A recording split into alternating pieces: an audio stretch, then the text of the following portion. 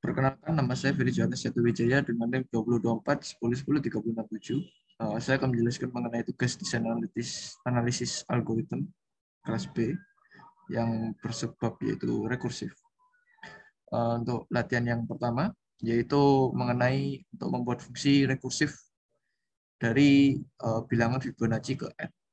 Nah, untuk membuat fungsi rekursifnya, saya menggunakan dua metode, yaitu def base Fibonacci dengan parameter N, lalu akan mereturn bilangan Fibonacci yang merupakan metode selanjutnya dengan parameter 0,1 dan N. Untuk metode yang kedua yaitu def Fibonacci bilangan 1 dan bilangan 2 dan N untuk ketiga parameternya. Nah, jika lalu membuat percabangan if N sama dengan 0, maka mereturn bilangan 1, atau jika N sama dengan 1, maka akan mereturn bilangan 2. Lalu selain mereturn bilangan 1 dan 2, atau selain mereturn N sama dengan 1 dan N sama dengan 0, maka akan mereturn metode Fibonacci lagi untuk sebagai syarat rekursif, yaitu dengan parameternya yaitu bilangan 2, lalu bilangan 1 ditambah bilangan 2, dan jumlah dari inputan dikurangi dengan 1. Nah, saya akan menjelaskan bilangan Fibonacci. Bilangan Fibonacci adalah bilangan di mana bilangan ke N adalah jumlah dua bilangan sebelumnya. Nah, maka di sini saya menggunakan metode base case-nya, yaitu di sini else, yang akan mereturn metode Fibonacci lagi dengan parameter bilangan 1 ini akan menjadi bilangan 2.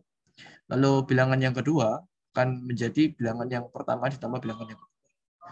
Lalu mengurangi bilangan Fibonacci-nya sebanyak 1. Nah, untuk fungsi yang dibuat untuk menghitung bilangan Fibonacci ke 5, 7, dan 10 adalah sebagai berikut, yaitu untuk sebagai outputnya saya menggunakan print Fibonacci 5, 7, dan 10.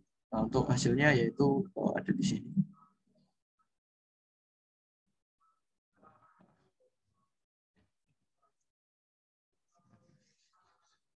Ini hasilnya.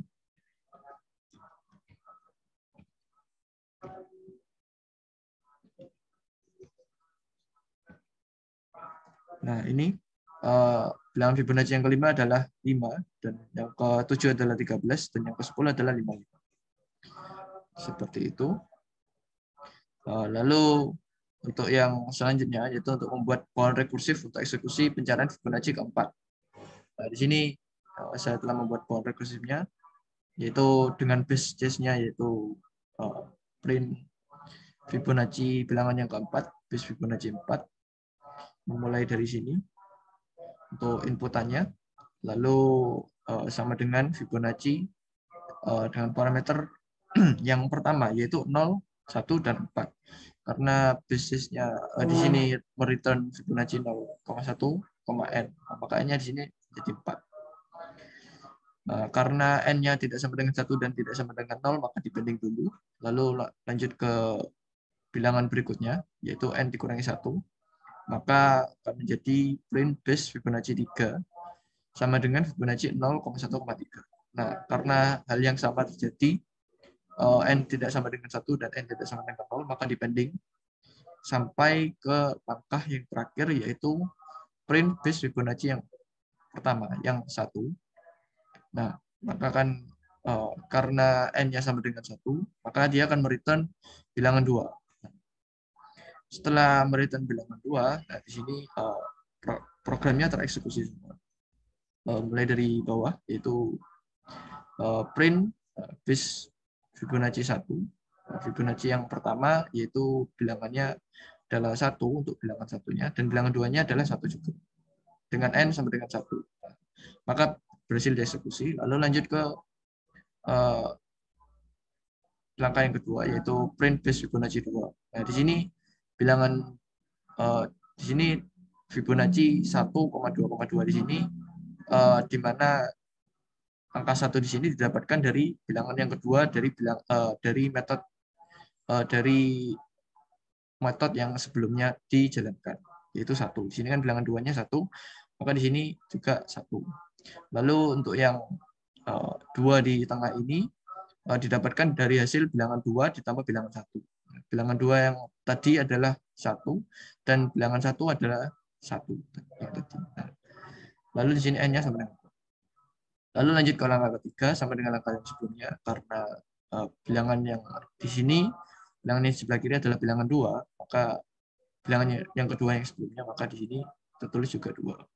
Lalu bilangan yang tengah di sini adalah bilangan 2 tambah bilangan 1 sama dengan 3. Dan seterusnya sampai Fibonacci yang keempat, yaitu bilangan 2 tambah bilangan 1, di mana bilangan 2 yang sekarang adalah 3, dan bilangan yang 1 yang tadi adalah 2. Maka akan berikan nilai 5. Itu untuk penelitian yang pertama. Penelitian yang kedua yaitu membuat fungsi rekursif untuk mengecek apakah sebuah list bilangan integer merupakan palindrom atau tidak.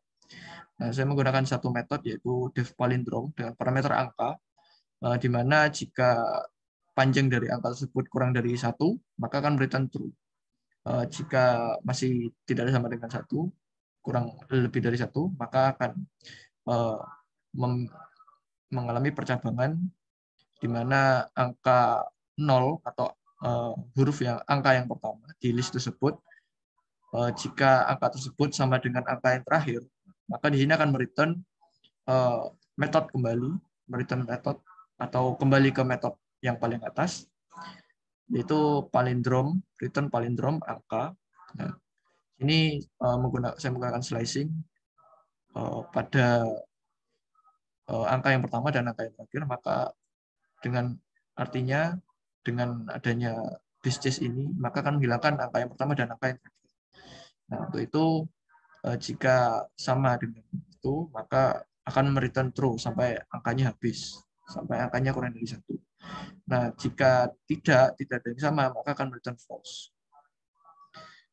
Untuk soal yang kedua, di sini gunakan fungsi yang Anda buat untuk memeriksa list berikut apakah palindrom.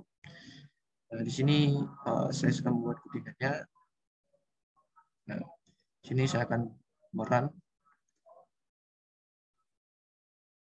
Nah, di sini saya sudah lupa. Saya akan mengulang kembali.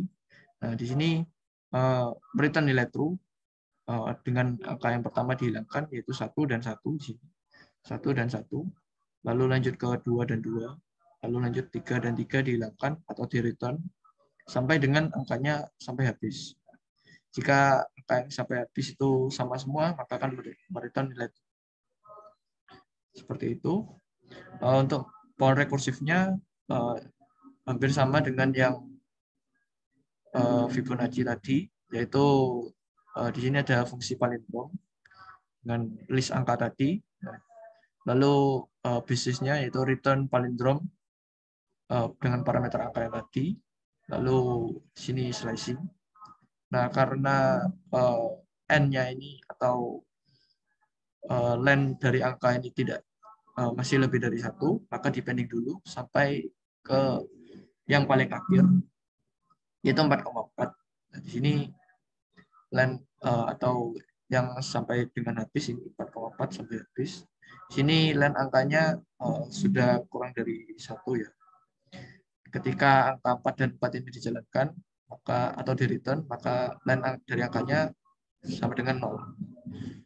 Untuk itu setelah sama dengan 0, maka fungsi rekursifnya bisa dijalankan dari bawah di sini. Palindrom 4,4 mengecek apakah 4,4 itu sama dengan ya sama antara kiri dan kanan atau bilangan yang pertama dan terakhir. Jika benar, maka akan berikan nilai true.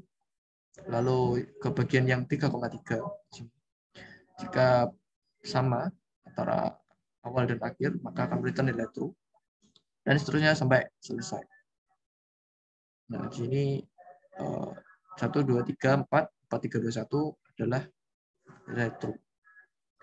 Nah, cukup sekian dari saya presentasinya. Lebihnya mohon maaf.